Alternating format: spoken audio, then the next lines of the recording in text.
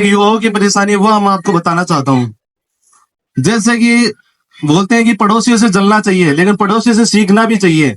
हमारे पड़ोसी शहर या जिला कह लो झुंझुनू, जो वीरों की भूमि कही जाती है, हमसे ज्यादा दूर नहीं है। लेकिन वहां के युवा अगर 12वीं 10वीं के बाद जो करते हैं ना, वो तैयारी करते हैं फौज या किसी भी चीज की।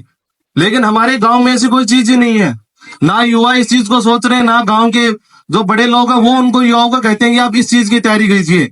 फिर कोई एक दो युवा जो इस चीज के बारे में सोचे कि हम इस चीज की तैयारी करें, तो ये ग्राउंड नहीं है कोई दौड़ने के लिए, कोई व्यवस्था नहीं है एक्सरसाइज करने के लिए, ना किसी और चीज के लिए।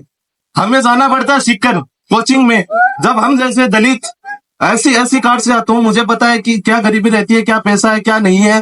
तो मैं सभी को यह कहना चाहता हूँ कि एक छोटा ग्राउंड बन जाए, जिसमें हम बाहरी करने के बाद में अपनी फिजिकल हेल्थ कर सके और घर पर तैयारी भी करके वहां सीखकर नहीं जाकर, इतने पैसे नहीं होते हमारे पास में जो हम खर्च कर सके अपनी तैयारी में, और वो भी इतना कंफर्म नहीं है कि हम यहाँ पर सीकर में जाकर हमारी तैयारी करें और हम लग भी जाए, ये भी हमारा जरूरी नहीं है। तो मैं आप सबसे ये निवेदन करना चाहता हूँ, एक छोटा सा ग्राउंड हो जाए जिस पर हम तैयारी कर सके हमारे युवा।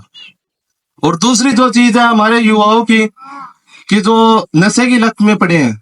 नशा कोई चीज एक चीज का नहीं होता कि अभी नशे की आप नाम सुने हो तो आपको लगेगा कि शराब की बात कर रहा हूँ, मैं सिगरेट की बात कर रहा हूँ, किसी और चीज की बात कर रहा हूँ। नहीं, मैं बात कर रहा हूँ नशे की। नशे में आपका मोबाइल भी आ जाएगा, नशे में आपके सभी ये पदार्थ भी आ जाएंगे, नशे में कोई भी चीज आ जाएगी जिस चीज की हमें लत पड़ी हुई है। तो हम गुरुजन है यहाँ पर, गुरुजन को जो पेरेंट्स होते हैं वो एक मिट्टी के घड़े की तरह मिट्टी देते हैं, उनको पाल पोस करे पक्का घड़ा बनाने के लिए देते हैं।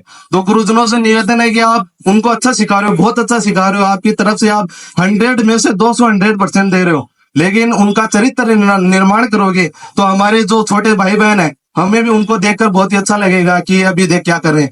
अभी मैं थोड़ा बड़ा हो चुका हूँ, तो मैं उनको देखता हूँ, अभी तो 10वीं 12वीं पास करके आते हैं, उधर दूसरी दुकान पर जाके सिगरेट पीते हैं, तंबाकू खाते हैं, और भी मतलब बहुत सारी गलत ऐसी चीजें करते हैं जो मैं यहाँ पर बोल नहीं सकता। लेकिन मैं गुरुजनों से यही कहना चाहता हूँ कि आप थोड़ा कम पढ़ा दीजिए, मतलब आप पढ़ा रहे हो बहुत अच्छा पढ़ा रहे हो, लेकिन उनका चरित्र निर्माण सबसे ज्यादा जरूरी जो चीज है। और जो हमारे पूजनीय है, उन्होंने कहा अनुशासन। अनुशासन शब्द खुद में अपने अपने अपने आप में बहुत बड़ा शब्द है।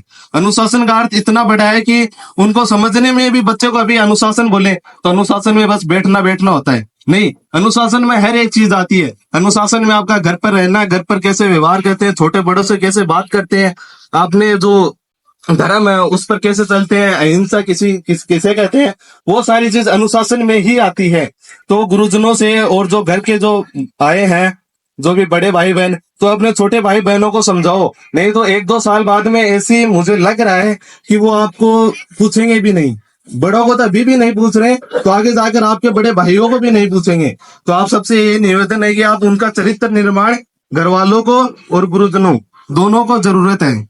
और तीसरी बात ये है कि हम जो पढ़ रहे हैं वो अच्छा पढ़ रहे हैं, बहुत अच्छा पढ़ रहे हैं, लेकिन जो अदर है, जो छोटे भाई बहन है, उनसे मैं निवेदन करना चाहता हूँ कि वो पढ़ाई में इतना ध्यान दें और मोबाइल में ना दें।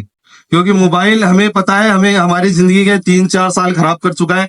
इसलिए मैं अपने एक्सपीरियंस के साथ में बता रहा हूँ कि आप अपने मोबाइल में ध्यान न दें। आपकी जो 10वीं 11वीं 12वीं और उसके बाद में 2 साल, ये सबसे ज्यादा इंपॉर्टेंट है आपकी जिंदगी बनाने के लिए। तो मोबाइल से थोड़ा दूर रहें और अपने पढ़ाई की तरफ फोकस करें। ये बस यही कहना चाहता हूँ।